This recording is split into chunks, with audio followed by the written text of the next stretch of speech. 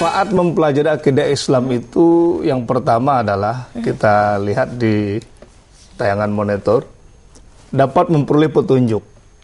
Itu yang pertama, dapat memperoleh petunjuk.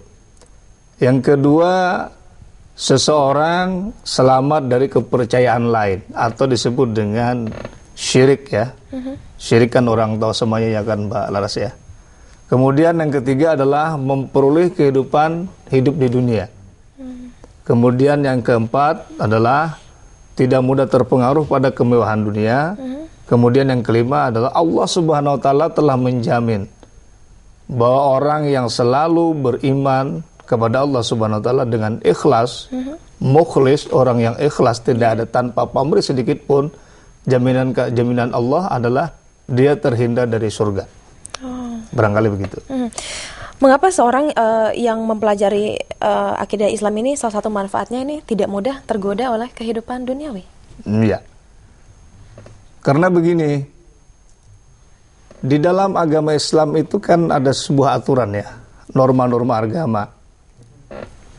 Manusia dilahirkan ke dunia adalah untuk menjadi khalifah. Khalifatun fil ar namanya. Adalah dia suatu ketika manusia bisa sebagai pemimpin. Pemimpin agama juga pemimpin negara. Pemimpin agama itu disebut dengan al-ulama. Kemudian pemimpin negara disebut ulil amri. Disebut dengan presiden, DPR dan lain sebagainya.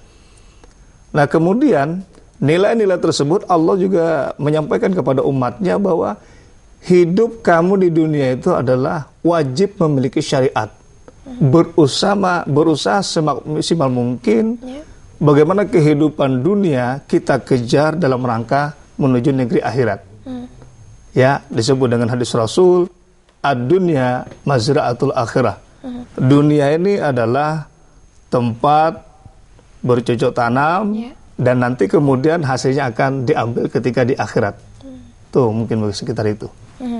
Baik, untuk kita bisa menjalankan akidah Islam, rasanya ada baiknya juga kita jika kita lebih mengenal sifat-sifat Allah, mengenai Allah. Sebenarnya apa saja nih Pak sifat-sifat dari Allah? Iya, sifat wajib bagi Allah itu Mbak Laras, pemirsa, peserta di pelajaran jauh, guru mata pelajaran akidah akhlak MTS di seluruh Indonesia. Yang pertama yang wajib kita imani adalah disebut dengan wujud. Jadi wujud artinya Allah, bahwa Allah Subhanahu wa taala wajib ada. Iya, ini wujud. Dengan dalil adalah Allahu la ilaha illa huwal hayyul qayyum. Allah Subhanahu wa taala tidak ada Tuhan selain Dia. Dia yang maha hidup dan juga Dia yang terus menerus mengurus makhluknya di dunia ini. Quran surah Al Imran ayat 3 dan 2 ayat 3. Kemudian yang berikutnya lagi adalah sifat wajib Allah disebut dengan qidam. Qidam artinya terdahulu. Ada dalil yang mengatakan dengan surat Al-Hadid, huwal awwalu wal akhiru wal zahiru wal batin. Huwa bikulli syai'in alim.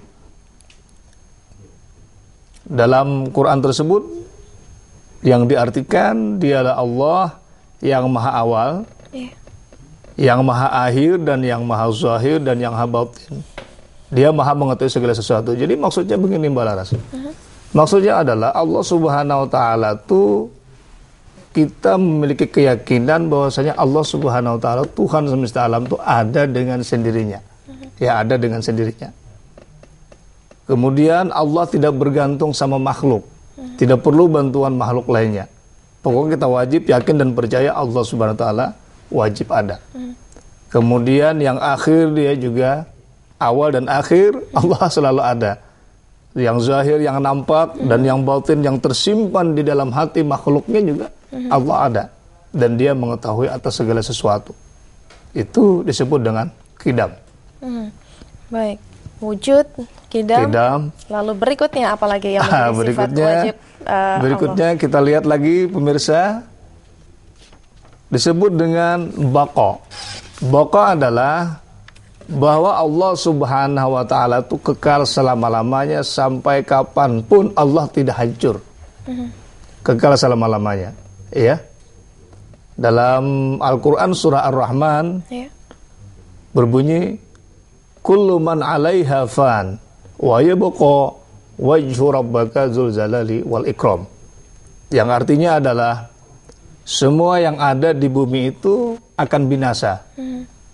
Tetapi zat Allah Tuhanmu yang memiliki kebesaran dan kemuliaan kekal selama-lamanya. Ini sudah hal yang luar biasa, Mbak Laras. Jadi oleh karena itu seorang muslim, seorang guru di madrasah sanawiyah dalam rangka membekali ilmu kepada anak didiknya, nilai-nilai yang seperti ini kita tanamkan dalam kehidupan sehari-hari. Namun tentunya menanamkan nilai-nilai agama kepada siswa tidak bisa dilakukan hanya in class program namanya. Begitu. Iya, artinya pembelajaran hanya semata-mata di dalam kelas.